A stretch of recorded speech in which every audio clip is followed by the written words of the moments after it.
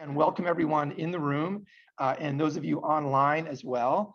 I think I should click got it. Got it. And there are, I think, about 30 or 40 people in Zoom space, as well as the 40 or 50 people here in the room. So we've got a great crowd, and I'm going to yield the floor to Kenyatta. And thank you very much for coming to join us and sharing your research. Thanks.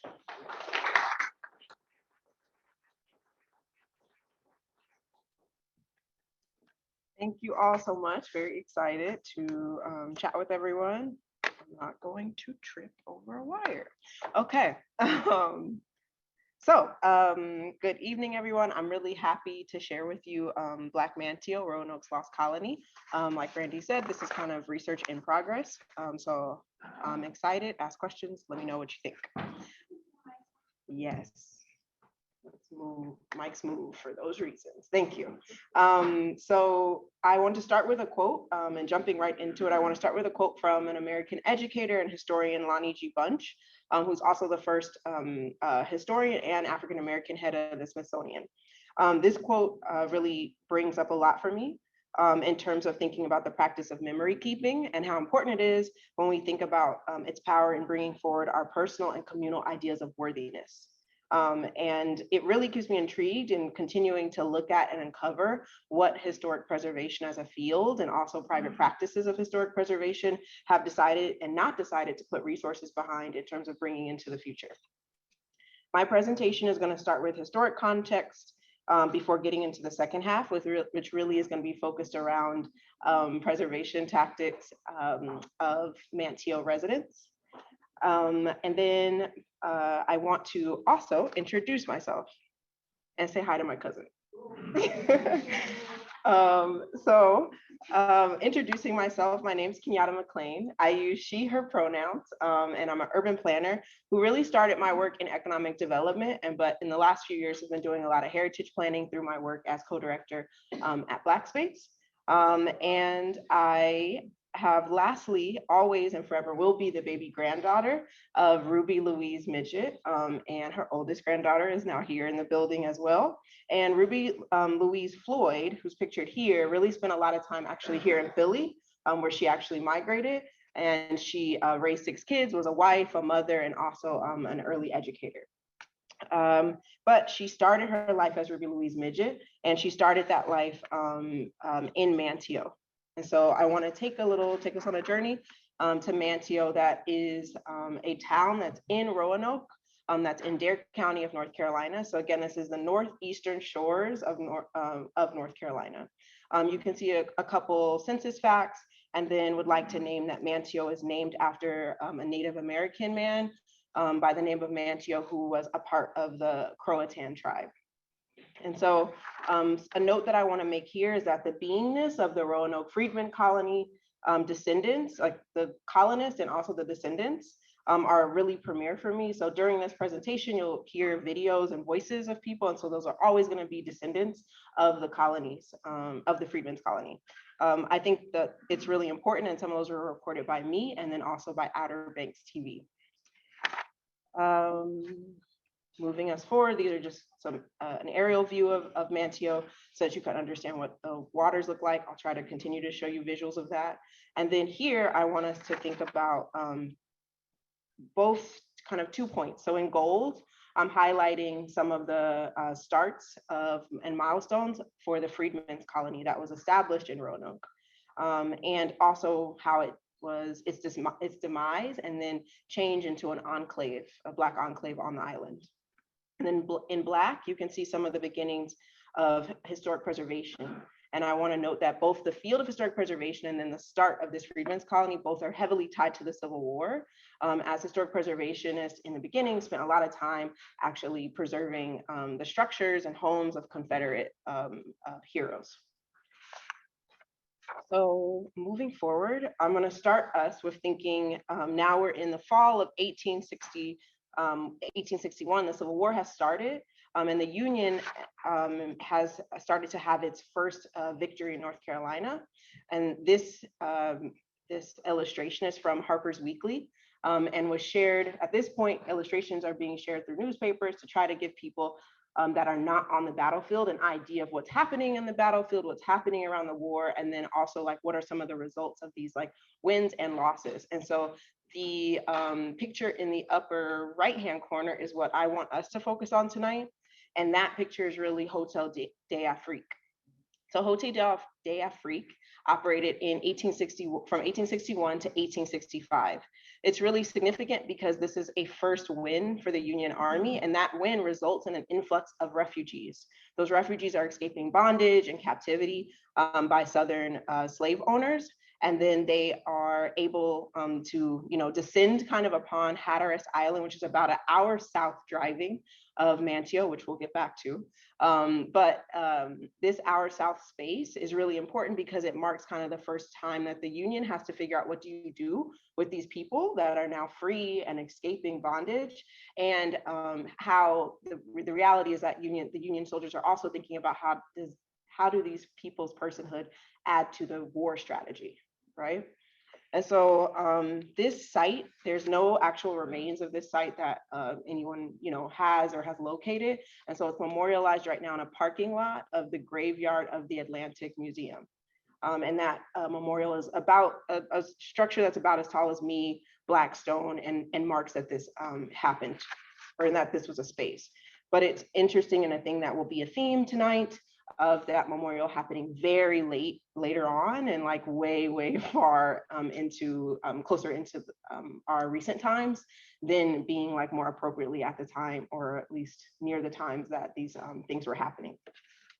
So I'm going to move us forward to another piece on this timeline, to now kind of think about when Roanoke starts to have its first contraband, or what I would more say refugee camp, established.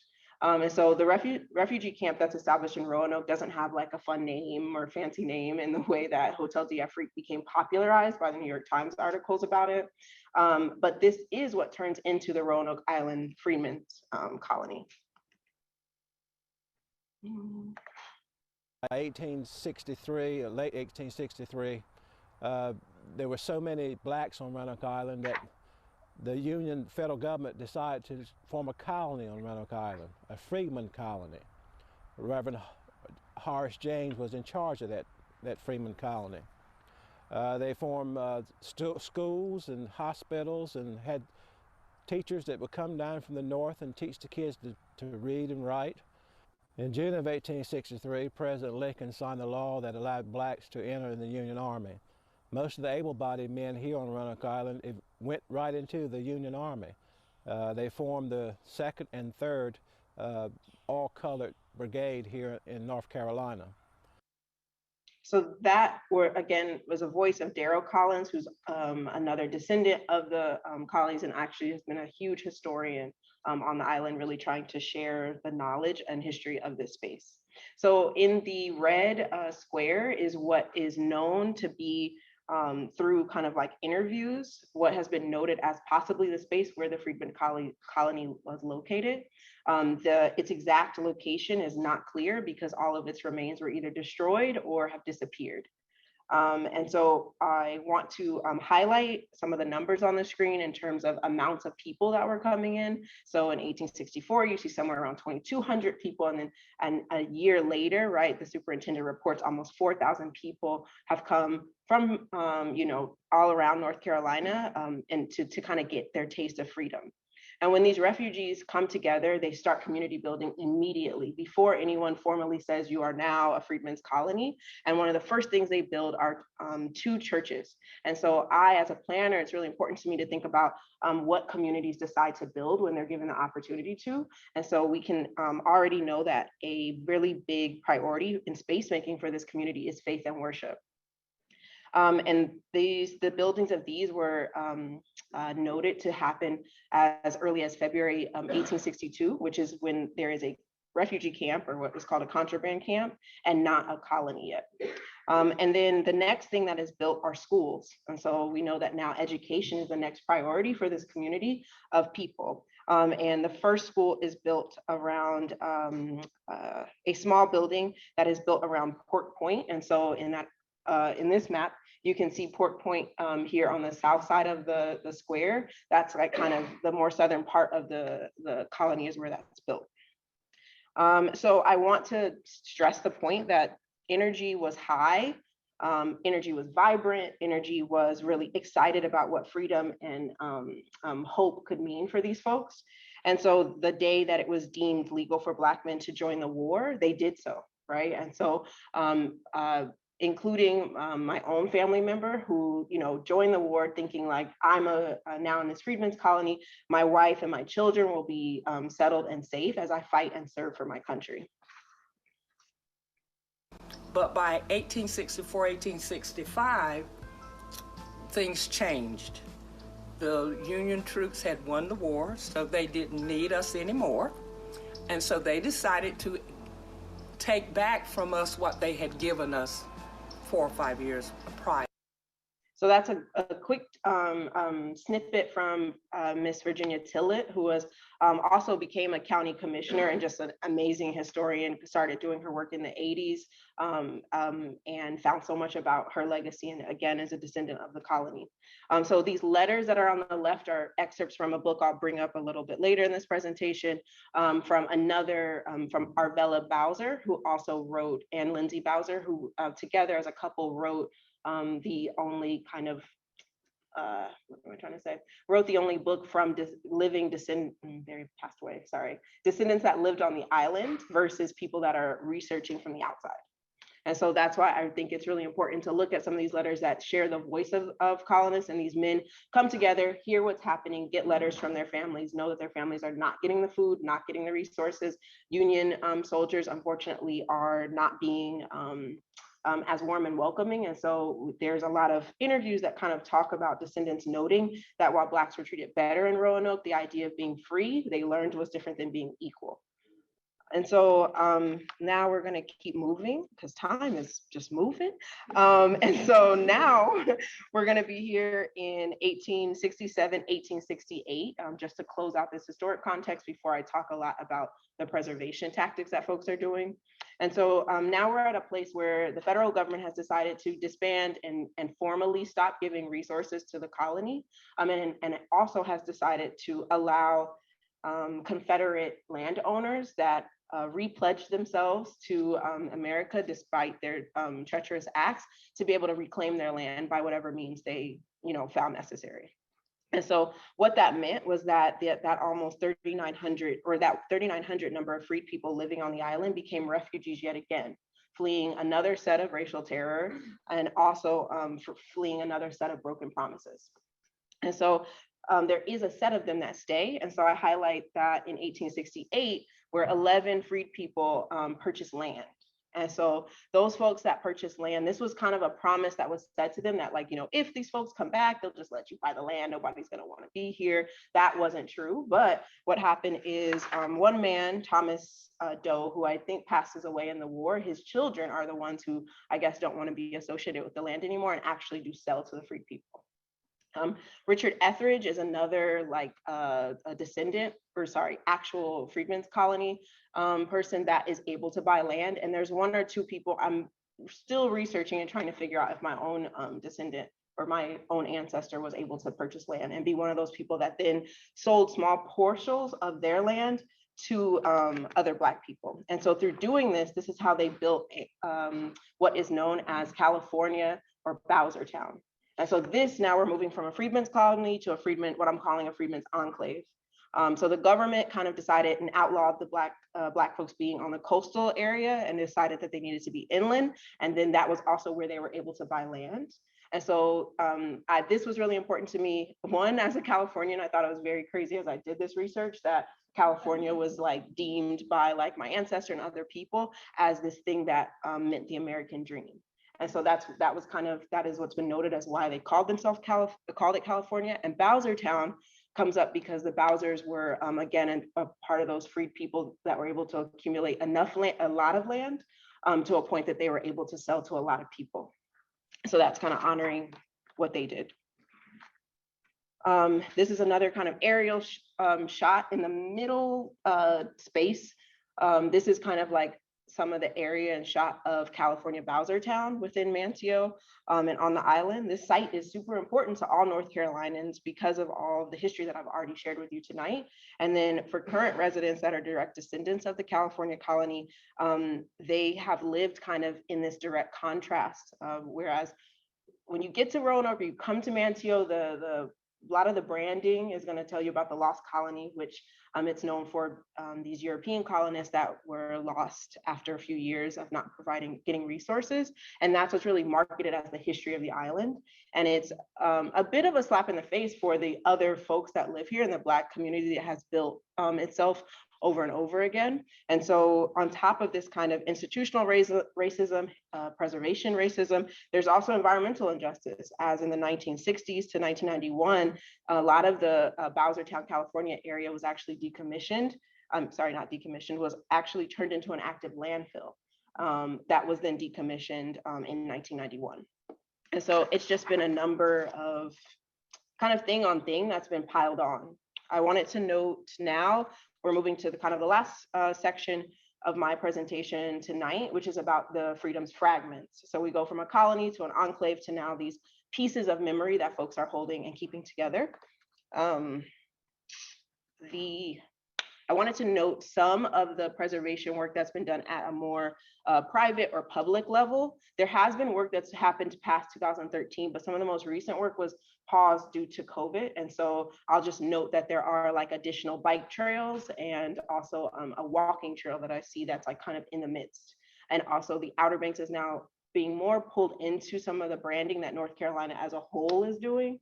And so I think that's also allowing a little bit more recognition here. But now to the good stuff, which is all the preservation that Black people on the island are doing today.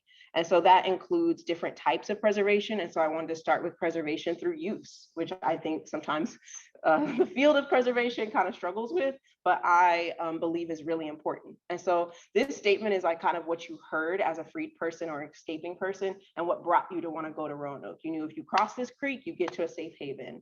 And this statement also becomes the inspiration for the name of Haven Creek Baptist Church, because people knew that they would find sanctuary and find home if they could get to Roanoke. And people, the stories of how this church started start under a tree in the refugee camp in Roanoke. And then from that, they're able to build a building. That first building is built on the Freedman's colony that I showed you on that map, but then it blows down from like, I think heavy winds. And then this second building is built, and this is actually in Bowser, California area.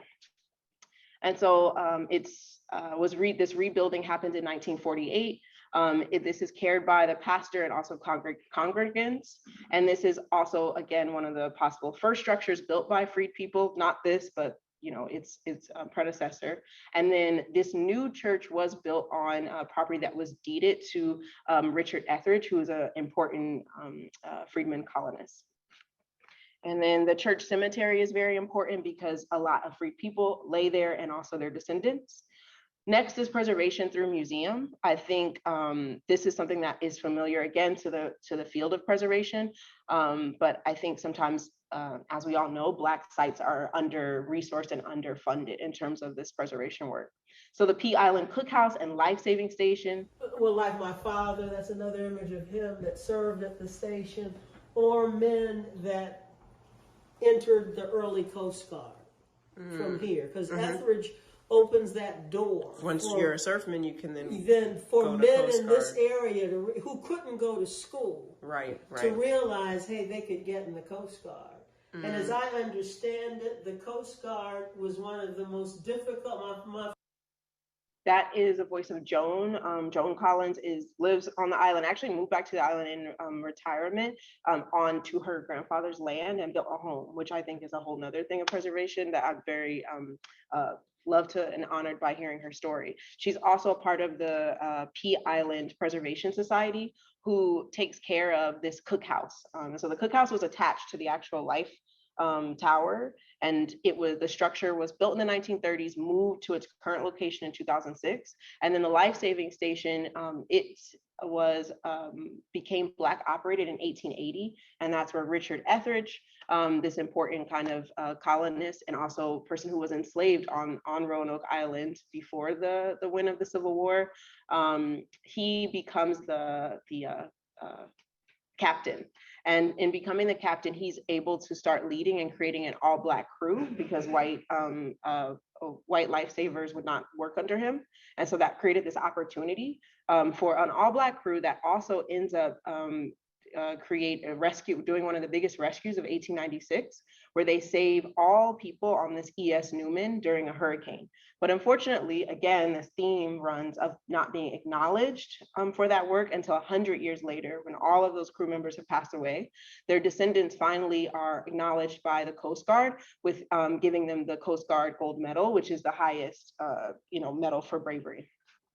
And I've got Joan at this place in the cookhouse, really taught and opened my mind up to really understanding what does it look like to save people from a hurricane from the edge of a beach in 1896. And it's incredible work that those men were doing. And in the left, in the back behind this building, that is Haven Creek Baptist Church. So you can understand proximity of like how small this California Bowsertown area is. I'm wrapping up through talking about authorship. I wanted to note the book that I kind of introduced me to a lot of this after my grandmother's passing. This was a part of the things that she, in her collection of things. And so this was authored by actual descendants and then self-published. And then those folks sent that out to people. And so this copy has a personal note to my grandma Louise. Look, this is where your mama is. Here's you in elementary school or whatever. And these also gave myself and my cousins the opportunity to see our grandmother in her personal space. And then I want to lastly just speak about two more different topics, which is local celebrations and how important intangible preservation is. So, you've heard a lot from me tonight around things being destroyed, things being, whether that's through like white terrorism or through like just natural disaster. And because of that, it's really important to have intangible gathering space as another way to kind of enliven relationship between living land and living people.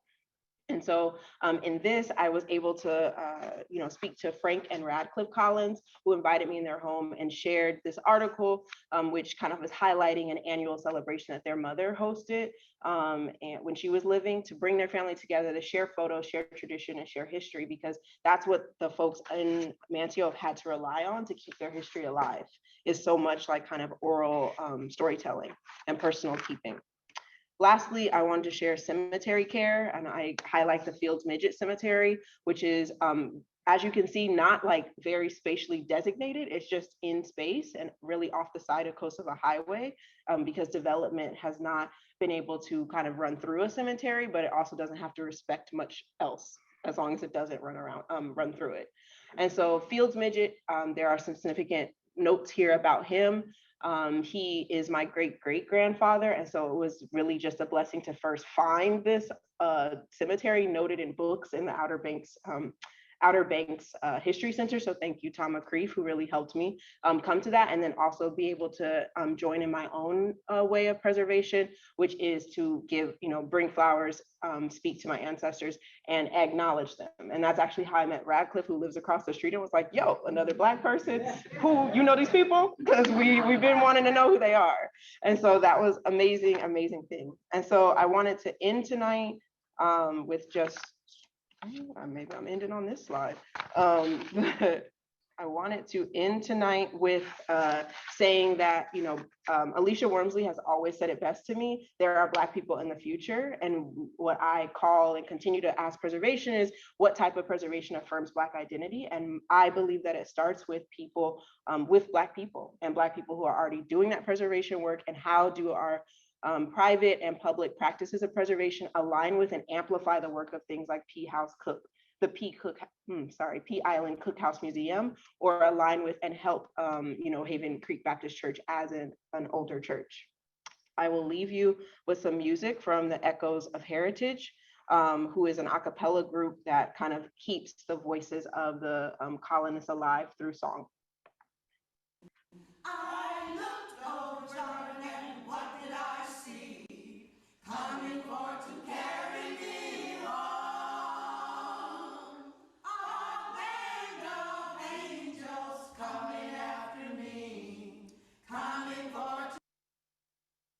Sorry, short clip, but.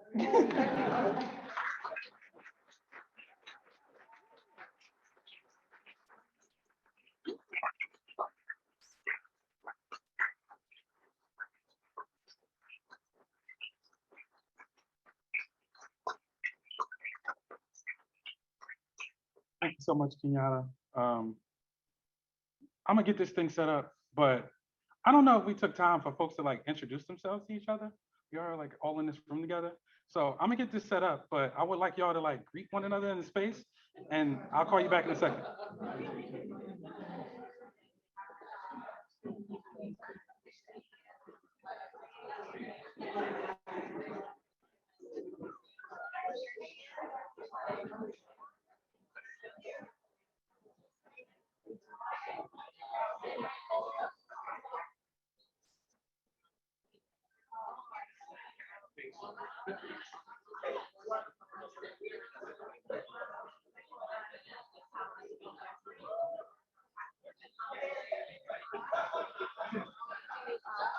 Okay, I see the sound sharing, so I'm fine. I think I just need to move this joint out of my way. Yeah, go to more.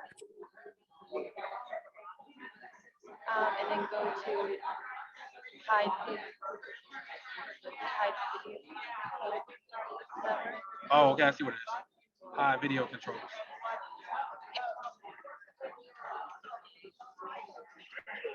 Hi everyone, my name is Victoria Beth. I Oh am shit, we got people on Zoom introduce themselves too. This is dope. Can you guys hear me? I think they can because I can hear you, Victoria. Thanks for joining us. Wonderful. I seen the message that says introduce yourself, so I figured I'd just take the initiative. It's a pleasure. I really enjoyed the presentation. So if you can hear the sound of my voice, say West. You can hear the sound of my voice, say Philly. Philly. Hear the sound of my voice, say West Philly. West Philly. Awesome. So Victoria, I really appreciate you for jumping in. It makes it really feel like a human experience. But for the presentation, if you don't mind, and you just mute yourself. There's going to be opportunity for Q&A afterwards. Okay, Christian. I appreciate you. All right. I just want to thank everybody for coming through today.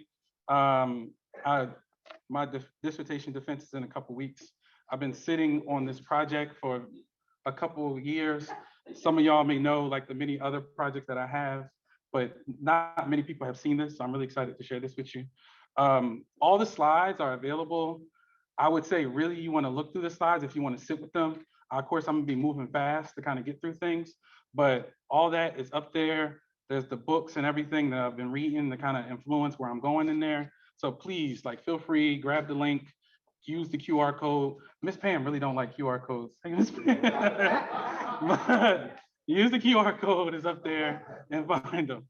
All right, so, I'm really excited to be here. My name's Chris Rogers. I use he, him pronouns. I am not from West Philadelphia.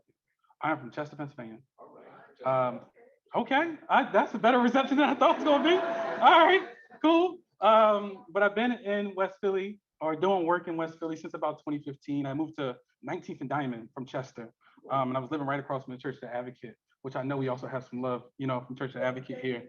And then in the wake of Mama Fran Austin's transition to Ancestor in 2015, Ms. Renoka Michaels held a space to talk about what is the legacy of the, West Philadelphia Cultural Alliance and the Paul Robeson Museum, and where do we want to go from here?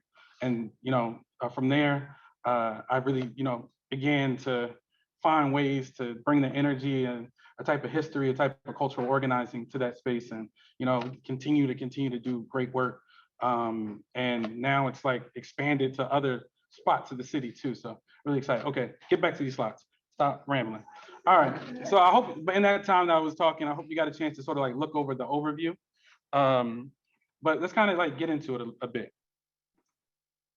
So I've been in school maybe since about 2018, reading a ton of different things from the different sort of things you see here, engaging, experimenting. I think probably the most important thing up here is like community work, which looks a lot of different things that go into that. But in terms of like finding a space to like practice and finding a way to like build with people, right? That has been probably the strongest thing that has informed my work. And I found this clip from Fred Moten, that I think really like crystallizes for me in what I'm attempting to do through this project. I think that the title for our gathering tonight is Abolition in the Radical Imagination.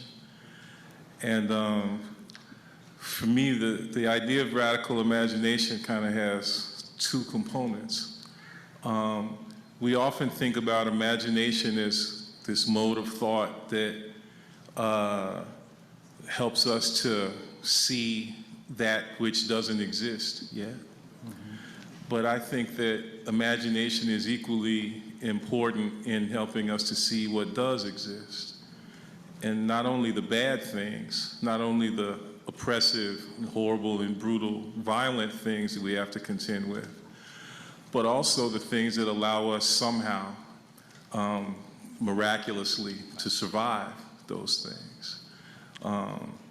And so, for me, that means that poetry and art is always, you know, engaged in this really delicate balance between critique and analysis on the one hand and celebration on the other.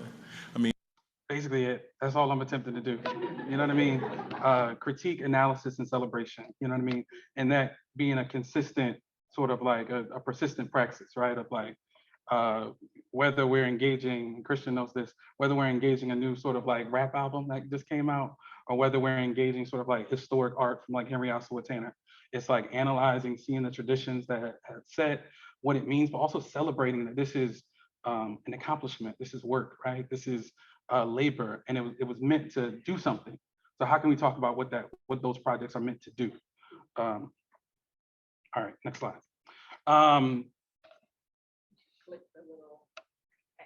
Oh, on the drink, okay. I have to tell you, Lance, Okay. I need to. We're gonna come back to Audre Lorde in a second. So the project is the term sort of like Black village story. And I think, you know, we all may be familiar, well, a lot of Black folks in the room might be familiar with the term. It takes a village, right? It's something that's said a lot. We come back to it a lot. And lambing through the, you know, this text in the Castle of My Skin, who I learned about through in Ngugi wa Thiong'o. And Ngugi wa Thiong'o and George Lambing are two people that I wish my professor over here, Kenyatta, introduced me to when I was an undergrad, but we'll talk about that another time. It's all right. In the Castle of My Skin, the sort of like classic Caribbean post-colonial novel, and what he's sort of like tracking is what he calls the transformation of the village through the stories of you know, these interconnected young boys who are all, I like the way Ndai says it, mutually craving for understanding, right? And they're becoming aware of the sort of like colonial matrix that they're set in, and thinking of like, how do we exit out of this, right? But it's not about themselves, right? It's not about them individually doing that. It's about how do we take our village out of this matrix, right? And with that, it becomes this collective project. So like this quote, like really, you know, symbolizes what the village means to me, right? The village serves as place and symbol of a way of life. When we see the village as a collective character, we perceive another dimension to the individual wretchedness of daily living. It is the dimension of energy, force, and a quickening capacity for survival.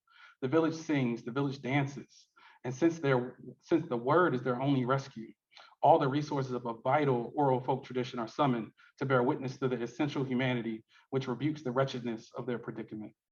And he writes about this in like a later introduction and trying to sort of like say, this is what I was attempting to do through this book. But if you look at the rest of his novels, he's kind of carrying on that same work, right? And the word survival, right, is where Audre Lorde comes in. Because sometimes it's denigrated, right? It's just like, you don't want to just be content to survive. And Audre Lorde provides an amazing definition. So let's get back into it. Perhaps talk a little more about survival, because when I say that, I have heard people say, oh, but I'm not content to survive, because And implicit in that response is a certain kind of denigration of what survival is. That is to say, they reduce survival to mere existence. And that is not survival. No, it isn't. And certainly not for you. That's right.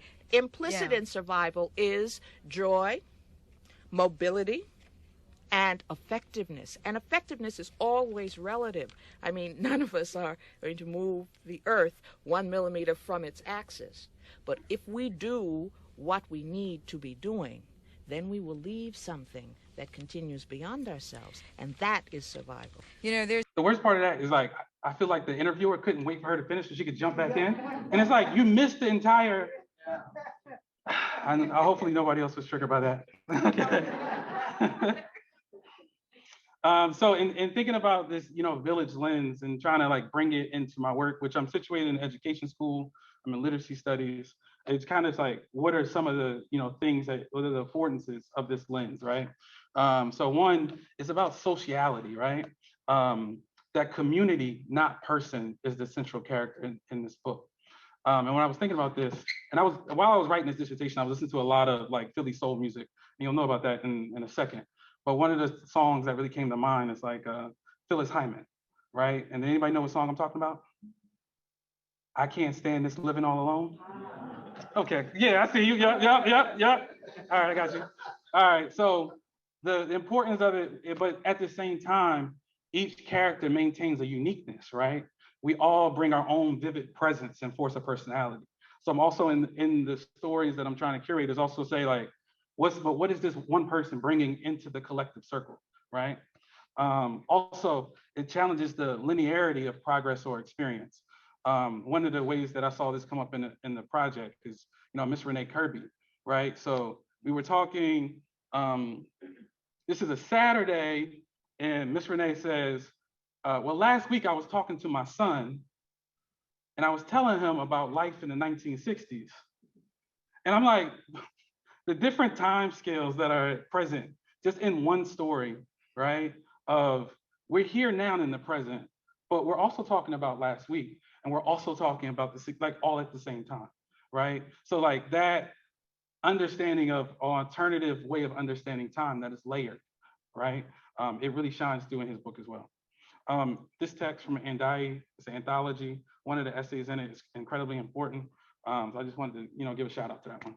But in terms of what else is next, right? One of the things that George Lamming really emphasizes, right, is that this book, In the Castle of My Skin, is about taking this world of men and women from down below and making their reality the supreme concern of the total society, right? And in his context, he's talking about the plantation slave system of the Caribbean and saying like, but there's still a sense of knowledge and something that happens outside of this colonial sort of like matrix that we can like that exists and we need to like hold on to. So how do we like uplift that? And lastly, it places the horizon of activity on survival, right, and not on suffering. There's a whole conversation around anti-Blackness or social death and the ways that we understand that we're in a very anti-Black world. And at the same time, the struggle and what the book is trying to say is that there's still work to be done. There's still value in organizing and coming together to transform the world. That while that may feel totalizing, there's still an opportunity to transform. And with that, that's what we get our worthiness from.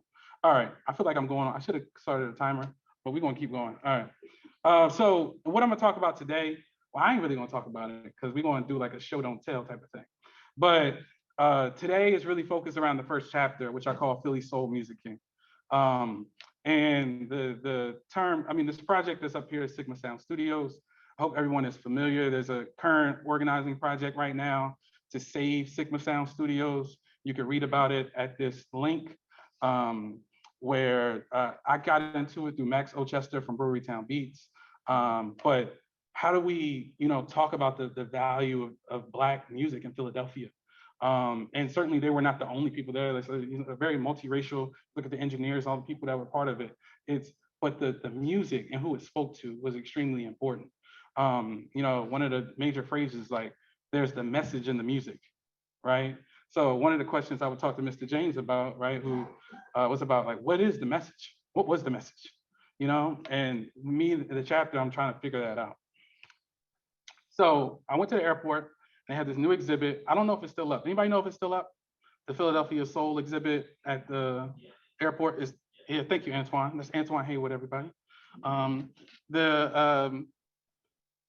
So you look at these quotes, right? We were always aware of what was going on in the community and with the people around us. So we wrote about real life and just expressed ourselves through music.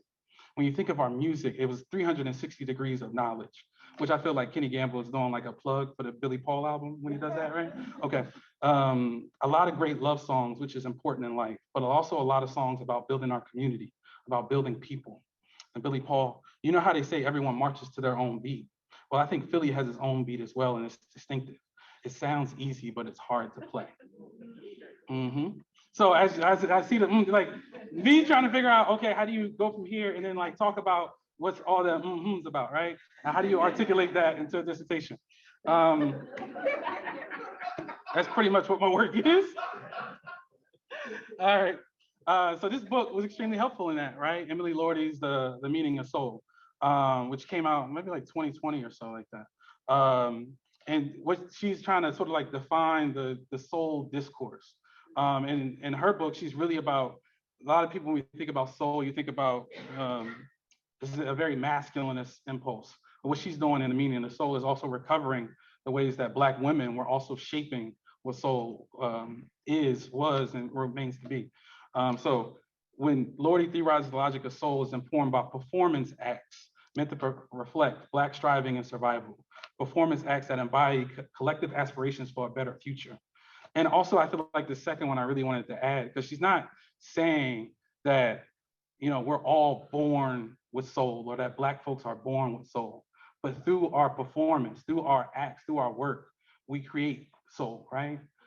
Which is an important distinction, right? It's like there's a way soul happens, which is also to say there's some Black folks who might not know the rhythm. I'm sorry. All right. And that's connected, right, with this idea of Music King, which comes from Christopher Small. And the way I was trying to explain this to my elders is the idea of Music King is like, when we look at any performance, even me in this room, right, it's not just me talking, but also I'm informed by the audience, right? But then I also got to think about all the people who helped produce this space, like Brandon, who came and set up the AV, like the food we're about, like all these things contribute into the experience. So how do we talk about the total environment that produced the music, right? Or any musical performance? And particularly when you talk about, you know, Philadelphia soul music, I think the total environment is about Black life or Black social life in Philadelphia. So this kind of helps me think about like this network of how the music is performed. Mr. James said this thing the other day on Zoom about like, when you're on the Strip, which is 52nd Street, and you have these like venues, right?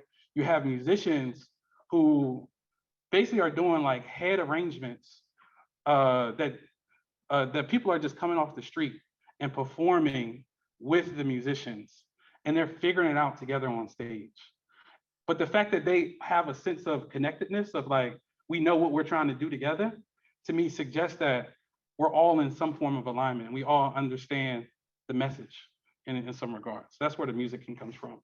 So I pull all that together. I hope this was 10 minutes to say, Philly Soul Music King is a means of showcasing social practices entangled with the Black musical life worlds of Philadelphia that promote and sustain Black presence, self-fashioning, and survival. And I used a number of the stories that came from the participants. If you were part of any part of my dissertation project, can you just like raise your hand or something real quick? Just want to show like, all the different people. So I just want to say thank you so much. Now I'm going to be able to become, do my little dream of being a DJ, right? And this is my first time trying this. I don't know what's going to happen. I will also say that I worked with our participants to share the stories for the day. We talked about time, you know what I'm saying? We talked about like, hey, but at the same time, I want to honor that the folks who are going to share stories today put work into those. So if you could just, extend just a little bit of grace as we go through. I asked folks like 2 minutes, 30 seconds. We gonna see. Hopefully we don't get through the whole song with any song, but we'll see. And I'm gonna begin to transition to my sort of like DJ setup. With the importance of the DJ setup, so one of the things I'm trying to hint here, and I brought my little speaker from home. So I grew up, one of my little theories is that I don't think any young Black person ever turned on WDAS in their house. It was just like already on. And you kind of like, oh, that's just what's on in the kitchen. You know what I mean? And if you're from Philly, you might know it was 1480 on Sundays. But so I'm gonna try to like recreate that feeling of the music that's on in the kitchen while the stories are being shared. And hopefully I can surprise you with the songs as they play. Now I didn't do a whole order, John, but I knew I wanted to start with Mama Michelle and Baba Steve to come up. And then by the time we get through this first story, I will have the rest of the order together. So I'm gonna invite y'all to, oh yeah, we got these amazing posters as well. They created artwork for tonight. So we're gonna pass these around. Get a chance to check them out. So as y'all get prepared, I'm gonna get prepared over here if y'all wanna just come up. And I'm just leave this up here. And I'm gonna go over here.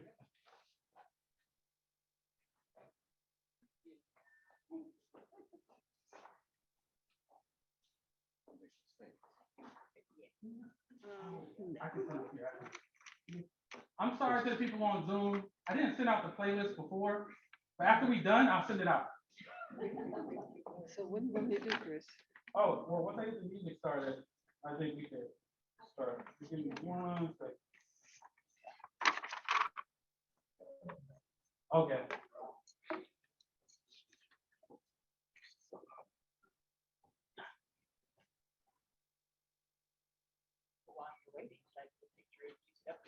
Thank you.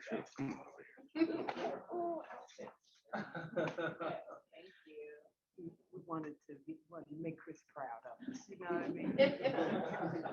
We can't come up in our regular work clothes. Oh my goodness. Wrong song, sir. Okay, that was just a test. Okay, I was gonna say, that wasn't my song at all. I was about to go sit down. That's the type of music I grew up on. All right. You ready? I'm ready. All right.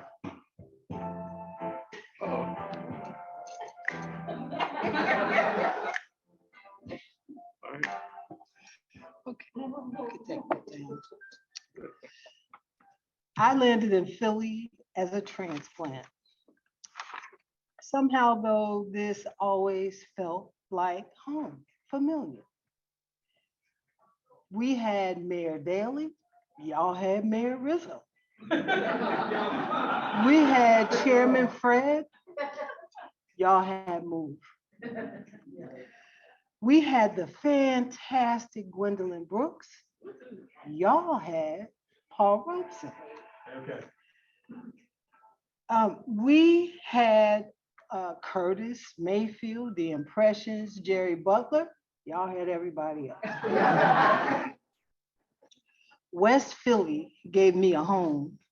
They gave me a home with neighbors who slipped notes under the door to the first-time homeowners with the loud kids that said how to do this, how to do that.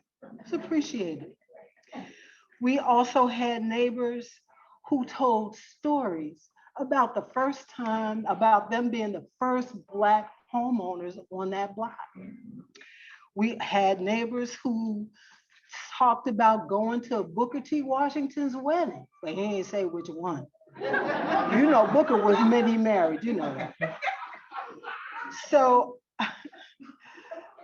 we also had a next door neighbor who shared with us how she had to get dressed up to go to her grandson Charles's play. She thought the name was Soldier Story or Soldier something. She didn't know, but she got dressed up, put her teeth in, and went to the play. This was home, and it warmed comforted and made us find community. We found schools for our children. We found elders who took us in and gave us guidance and direction, and who helped make us the old heads that we are today. So I'm gonna always love West Philly.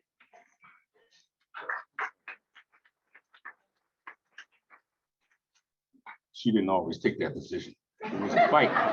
She was from the West Side and I was from West Philly. Well, North Philly originally. But is that my song? My wife, no, that was not our song that was played. We go a long way back. And this was not our song either. My wife objected to this. She really, no, you picked the right one. But she refused to accept this as our song, and it wasn't our song. I just fell into one of those weak days. She was away, and I started thinking about her, and I was planning a birthday party, and this song came on. I started listening to the lyrics. I said to myself, "Hey, this is my wife. This is Michelle." So when I played this during her birthday party, it was so long too. And she says, "This is not our song. Why are we dancing on this?" As the first song, the first song, a couple dances to at the birthday party. And I knew it wasn't, but I forgot to tell her that I had selected the song for us to dance to as the first dance at her birthday party. I don't want to tell you how old she was at that birthday party. It was about 5 and 6 years ago. But the song, the lyrics from the song, "I'm Glad There Is You," says a lot about what our relationship was about and why you probably guess she's the spokesman for the family. She has something to say. She's bigger than me. She was bigger than me, and I was willing to follow her, and it made my life better. Okay, now I'm getting into one of these teary states, but truth is the truth. Okay, I'm glad there is you. Okay, this means something to me. Hopefully after the day, it will be our song. I doubt it. I doubt it. But on to West Philly. Okay. All right. West Philly was something that I ran from. I promised my mother I would never come back. And I went to the service and I landed in Boston. And Mom used to come try to get me out of Boston. I said, "I'm not going back to Philadelphia. Those people will kill me back there." The gangs and all the stuff that was going on at that time. But the only reason why I came back was because of her. She didn't want to go to Chicago.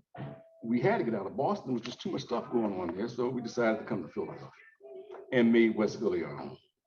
Again, for me. But when I came back to West Philly, it wasn't the same West Philly. It was us starting out together in West Philly with our family. I denied a lot of past relationships because I wanted to invest in this relationship. And West Philly was the backdrop. And it still is. I can say now that we've been in West Philly together for 50 years, I think. 50 years now. The mortgage has been paid off. The kids have graduated from college. Now the grandkids are in college. At least the oldest one is. And I think I have part of it to, I don't want to say blame, but to give thanks for was the backdrop, West Philadelphia, my hometown. That song was too long. No. Yeah. You about to finish the song. I'm finished. Okay. All right.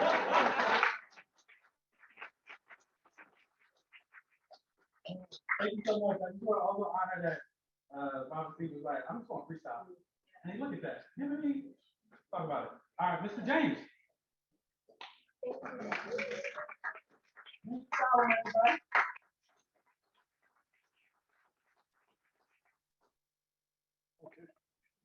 I've only not lived in West Philly for 3 years. That was when I was in the service.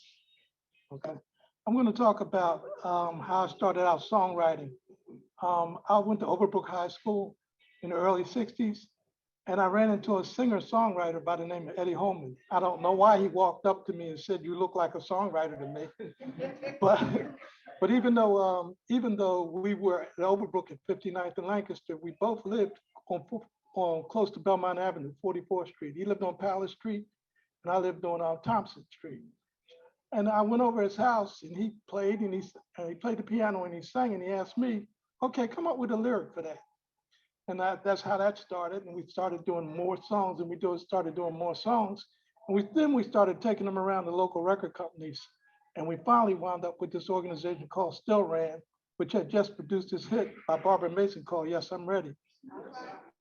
And so we went to the studio, which was Virtue Studios, and we had these amazing musicians, like he said, that basically took what we sang and they turned it into a product. They basically took what we did, shared it amongst themselves, and came up with the different parts.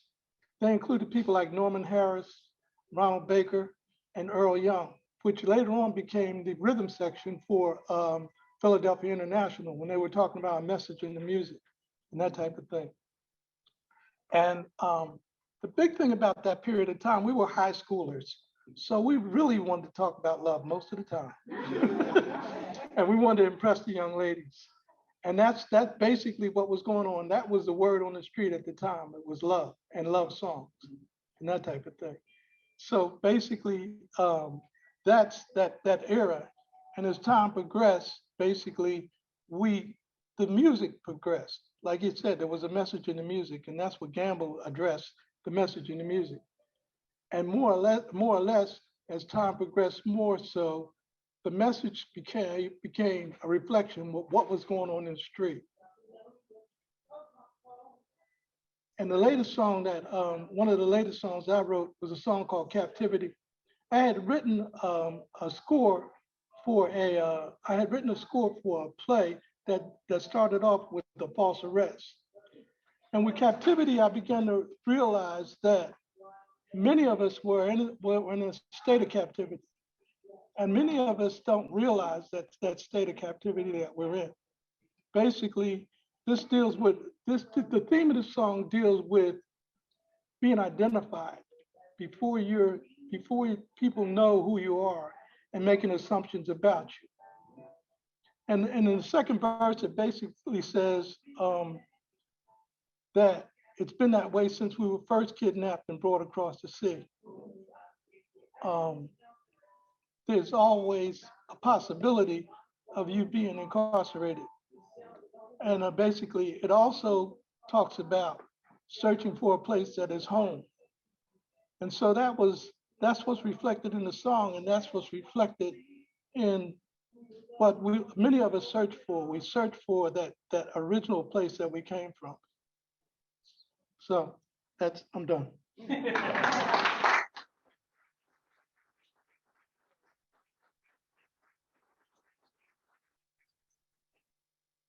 Thanks, Lori. All right. Okay. Let me see. So we did some choreography on this one. So this is like we got a DJ routine with this. Does this mic work? That mic does work. This small one? I think both of them are on. Yeah. You need me to like. Okay. No, I can just use this one. Okay. Yeah. Hi, everybody. Hello. Okay. All right. Let's see the shirt you're wearing. Oh, Brook High School, baby. Castle on the Hill, baby. My name is Lori Jones. I mean, Chris is. Her name is Lori Jones. I am West Philadelphia born and raised. I chose this song. You ready? You want to Yes. Okay. Actually, I can talk a little bit. Yes.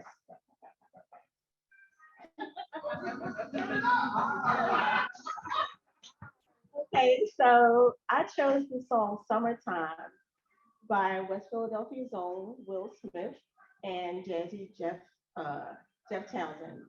And I chose that song because it was the beginning of hip hop. And it was the beginning of the hip hop culture in our part of West Philadelphia. And as a lot of people may not know, but Will also went to Overbrook High School. We all went together.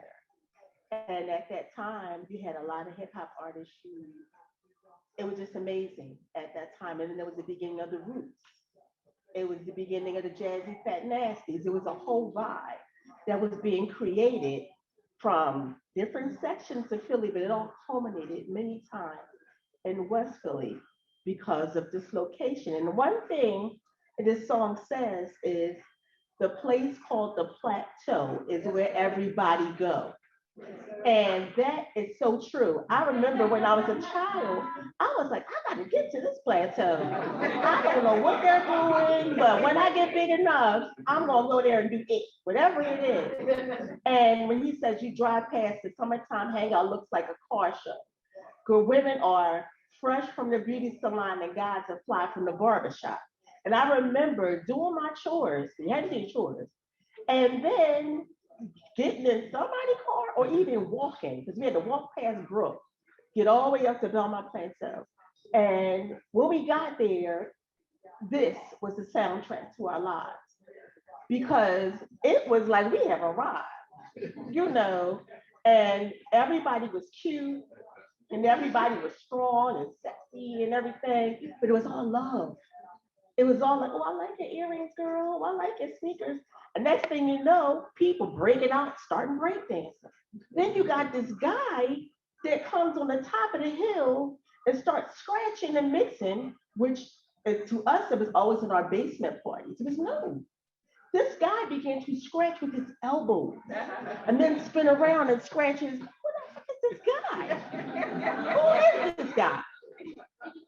Okay, I'm Jeff. Okay, Jazzy Jeff. So, you know, then you got Will, believe it or not, we all went to school together, we were friends. And his name is Willard, okay? And so he chose to be called Will, and like, understandably so. And he was an artist. He was an actual like graphic artist. And he used to wear cowboy hats. I wish I could. I'm sorry. But the thing is, we used to all gather, real talk, and I don't share these stories often because people are like, nah, that's not true. Because everybody would say, I knew him, but I would swear to you on anything you put in front of me. We gathered after school at times over the bridge because he lived in Winfield. And when you live on this side of West Philly, you don't go to Winfield. You know, you just don't. But we all were artists and nerds and geeks hanging out and just emerging in this new music, this thing, this feeling. I'm a poet, so I jumped right in. And we went to Will's basement and all of us just began writing, dancing, freestyling. And then came the linoleum. You would go to a store called Sylvan Building. I don't know if anybody knows it. And you would ask to buy a certain part of the linoleum left over, the trash. Why is everybody carrying linoleum around? People started learning breakdance moves. So when I listen to this song, it brings me back to all of the fun times and the emergence of this culture and the vibe that it gave, and that's pretty much it.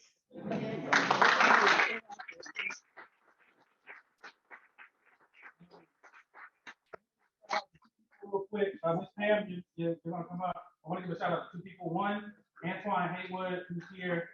Antoine is, other than being an amazing doctoral student himself, has been working in, public access TV, Philly Camp for a very long time. Also an amazing record collector. He's got some stuff he's going to share with us after it's over. And I also want to apologize to Safari. I saw Safari come in. So I'm going to try to reclaim some time, bro, and then we're going to keep it for like an informal talk afterwards. So Ms. Payne will be our, final story, and then I don't know how much time we might have for a little Q&A. And then the idea, and I talked about this too, is that these are story starters, right? Is this is just the beginning. And the idea is that when we have a perception, that's when that actual like real study and intellectual practice happens, right? At those tables. And obviously everybody won't get to be everywhere. That's how life is. So Miss Pam, set us off. I'm ready to play this. This is a great record. I just got to let this play for a little bit. For those of you who might not be familiar with what this is. I see some people, I see Mr. Tim on it. So when this song would come on, I would come into the party at Shippensburg University. For any other Greeks that are in the room. Born and raised West Philadelphia. And is anybody familiar with who this is that's talking on this song? Who would that be? Dr. Perry Johnson. You cannot consider yourself a Philadelphia DJ and not have this. This is Bohannon, if you don't know who the group is, but this is the Philly flavor of Bohannon. Dr. Perry Johnson used to come on at 4 o'clock, and I would sit and do my fingernails on Wednesdays and Sundays to this song coming on.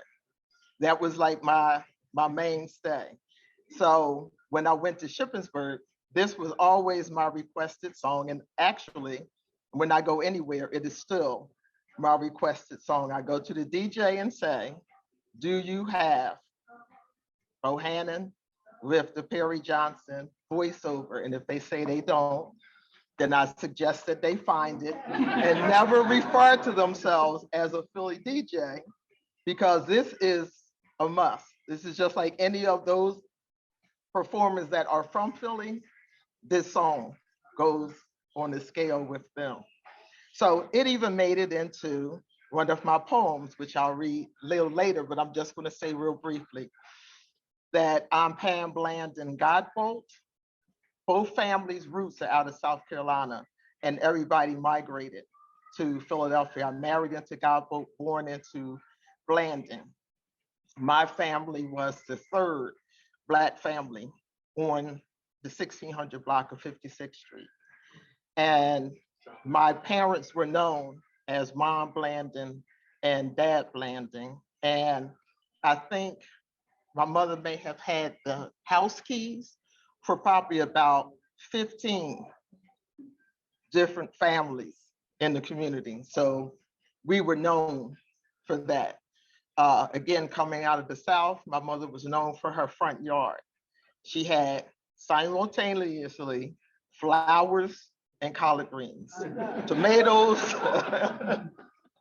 And being from the South, my father would come in, go into the yard, grab a tomato, go into the kitchen, wash it off, get the salt shaker, and walk upstairs and go to bed so he can get up for his next job. But I just wanted to say that this song is like, if the party hadn't started, this song was going to get the party started. It's going to start the party after this. I am one of 5 next to the baby. We lost our baby sister at 28. All of us, that's the one school that we all had in common, and that was Overbrook. I'm class of 79, we wrap up the 70s. And yes, it is the thrill up on the hill. And just briefly, the innocence of children at play. This was a poem that I did. It was haikus, and it was the inspiration day. No. I think it's the nostalgia where Perry Johnson makes it in. So these are vivid memories, nostalgia. Forbidden, our love, frolicking porch, light signals, the unpublished kiss. Utopia was Pam meeting Al Jarreau. No understatement.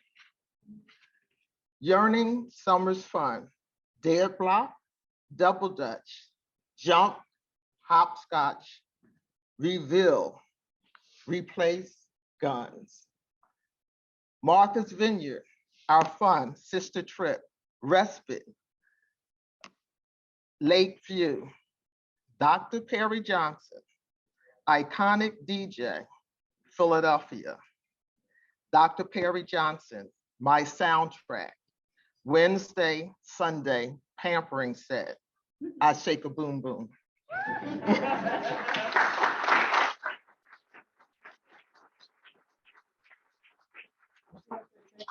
It's an amazing experience. Like, I appreciate it. I didn't even know what was coming, and I feel so blessed for all the stories that were shared.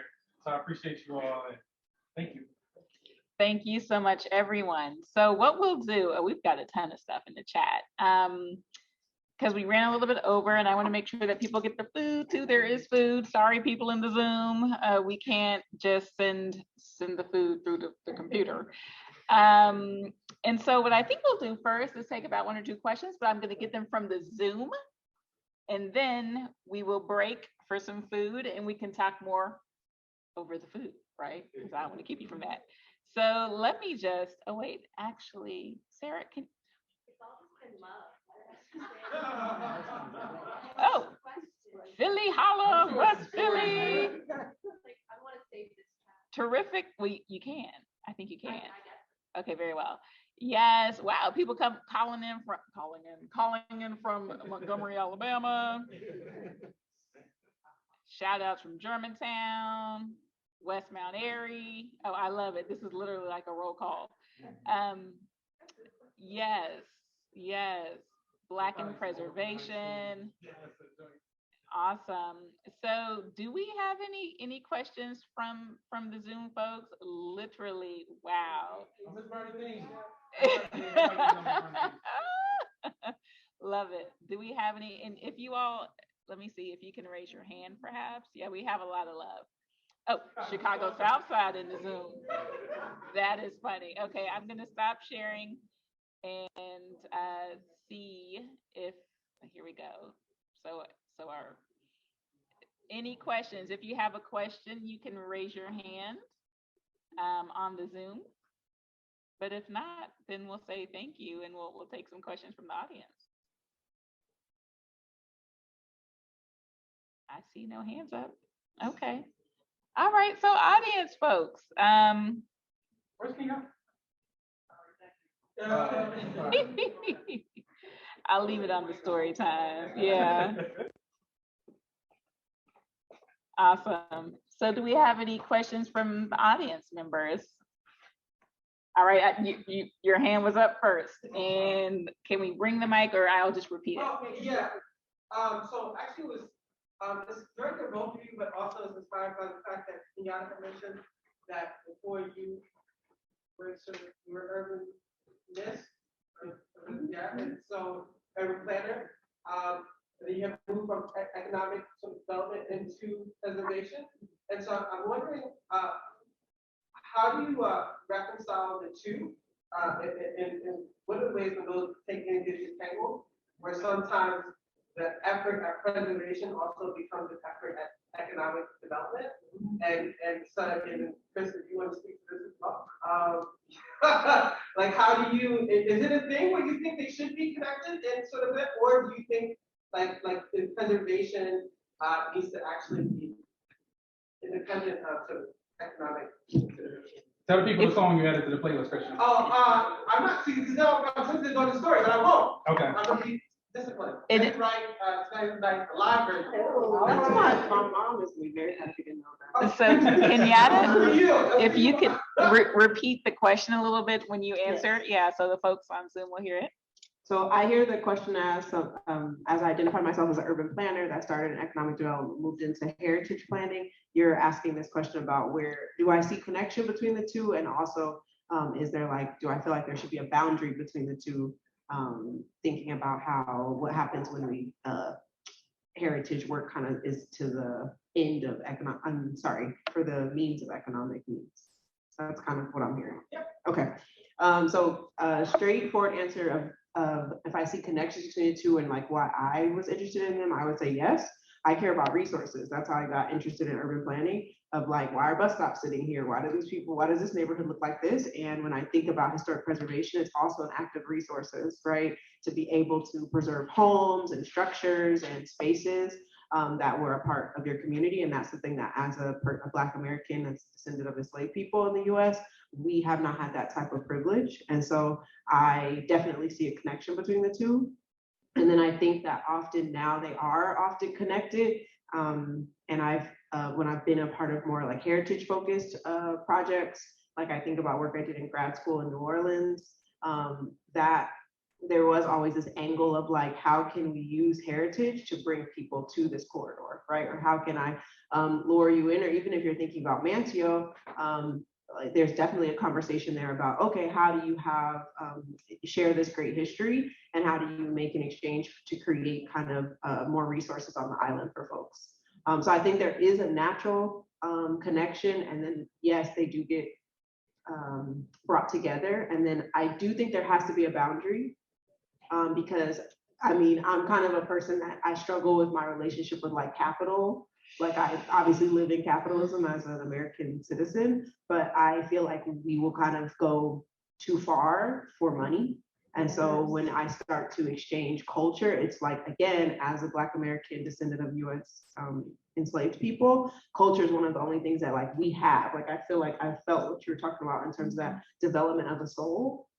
And I feel like you can't sell that, like, you know, but America will ask you to. And so that's the one thing around, like, when you start to brand your neighborhood, you put up these billboards, you start to share your culture. You get to, I guess the extreme I would say is, and this is no shade to any mega church members, but it's like, it's hard for me to be a person who grew up in church and know that some churches have gotten to a point where they have built, you know, stands for people to come in and pay to watch Black people worship God.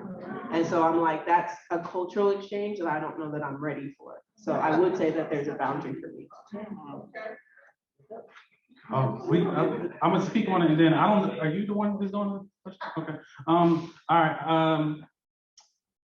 I think one of the angles that is really, we had this convening at Mother Bethel AME Church not too long ago. And one of the people that was there, a good friend of mine, Vashti Dubois, the founder of the Colored Girls Museum. And the way she talked about, she said, I didn't start this work to make my house a museum. I just wanted a way to protect and defend my house. And in me trying to figure out how do I save my house, I thought I found this to be a means to do it. And I think there's the part of I mean, obviously, you know, the ropes, and I'm you know, socialist, you know what I mean? But at the same time, I think there's the part that unnerves me about it is that the capitalism sort of like enforces this like rarity, right? Or this scarcity, right? Of like what history needs to be protected, whose history needs to be protected. And I think there's something about the Black experience that is like the sociality, right? That is like, no, it's a part of the foundation, right? Of how we do community that needs to be defended and protected. And I think about the ways that preservation kind of projects that, or is in some ways trying to project that into like one building. Yeah. And I think my work is about like, how do you stay with the people in that? So even with this, right? It's like, it's the music, it's intangible, it's everywhere. It has different, you know, points, but at the same time, in terms of like building survival programs and building these little crawl spaces, yes, I'm doing a Henry Ossawa Tanner House, and there's so much history connected to that. But the work of the Tanner family is only possible because of the community they come out of. So like, how do I continue to make that connection? We've got another question. Okay, is it right here in the front? Yes, it's for Kenyatta. It's a geography question. So I'm trying to figure out. I heard you say something about crossing the creek to the island. It looked like there was a big body of water. It's somewhere near the Outer Banks, right? It's before you get to the Outer Banks going east. Sorry, wait, say that last part. To get from the mainland to the island, there's a body of water. You're saying it's just a creek? This is what I still need to keep like asking this question, because it's a huge body of water. It's a long bridge to get there. My grandmother talked about that bridge, and then I experienced the new version of that bridge, thank God, not the one that she was on. But I think that what I'm understanding is that there's also like around the islands have small kind of connections between them. There's multiple barrier islands. It's not just not just Roanoke. And so there's actually in that YouTube that I was playing, she speaks, one of the descendants speak about this. It's like one of the larger bodies of water now used to be a creek. And so I think it's when you're island hopping, like that you were able to just move through that shallow, like kind of water, or shallower water. It still was dangerous, had alligators and all those things. Yes, and then another question right here. This is an overhead question. How many people are moving here? Within a 5-block radius of my house, there are all these pillboxes going on. What you call them? Pillboxes. They're like Lego. Oh, okay. All right. Like that ready set construction. Lord have mercy. Yeah, we got one next to the roasting too. Sorry. Yeah, 5-block radius, and the development within the past 5 years is astounding. How many people are moving? That's a really good question. Repeat for the. So the question is like, how many people are moving to Philadelphia and recognizing the just onslaught of construction that is happening in speculation, right? In West Philadelphia, how many times they done shut down Chestnut Street, and I'm just trying to get down the block. In North Philly is even more dramatic of trying to go up 19th Street, and how many, so yes, and it talks of like, one of the things that Ms. Renee Kirby, who was part of the project, one of the things I talk about in the dissertation is this 2035 plan that the city of Philadelphia has, right? We need to increase, and Ms. Renee knows, Ms.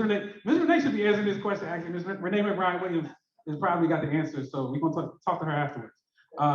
Is like, we're trying to increase the population, right, of Philadelphia. And you feel it, right? Like you certainly feel it. Like when you go, no Black youth are allowed in the gallery after 2 p.m. Then who's the gallery for? Because when I was at the gallery, it was all Black youth down at the Chick-fil-A and the Popeyes, and that's where we would hang out. Oh, that's what? When did this happen? When? I'm not sure. I don't know when that happened. But yeah, I think, so that's a much larger question that I think it would be great for our conversations as we move. But yeah. And I think that'll be our last question for the big group. And it's funny because I started doing the Q&A. I don't think I even introduced myself. Hi. So I'm Amber Wiley. I'm the incoming Matt and Erica Nord director of the Center for the Preservation of Civil Rights Sites. Yeah, I just wanted to hop to the conversation. And so Randy, who introduced us, is the current faculty director, and I'll be starting in my official capacity on July 1, 2023. So this research actually was new to me as well, since I'm just coming in, and I'm really happy to learn about all the good work you all doing. You asked who's moving to West Philly. I'm like, I hope to be moving to West Philly. Yeah, I hope to be your neighbor. So last time you hadn't chosen a neighborhood yet, so you choosing West Philly? Yeah. Oh. That's so funny. So, but I also have conflicted feelings about it as someone who's looked at a lot of the older houses and then accidentally, I didn't even know I put this on my list. Went and looked at one of the new construction. I was like, oh, what is this? How did this get on my list? I don't even know. And I was like, there's a lot of conflicted feelings myself as a Black woman, as someone who has family in DC and in Philly, family in Francisville, who sold off on Perkiomen Street, and I'm like, I can't even afford the house that y'all just sold. Y'all sold it, they flipped it, now I can't afford it. But they didn't know I was coming here. That's something, they couldn't predict the future. And then knowing that I'm coming as a representative of Penn, and that's who I am now, coming into West Philly. So it's a funky feeling. But I appreciate you all for this conversation. We have food, we have good food, and also beverages.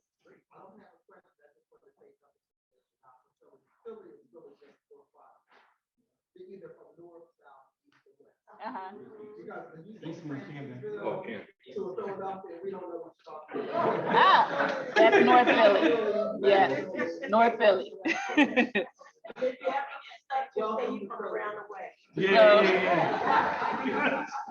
Now it's all, I think, East Fairmont, East Fairmont, but yeah.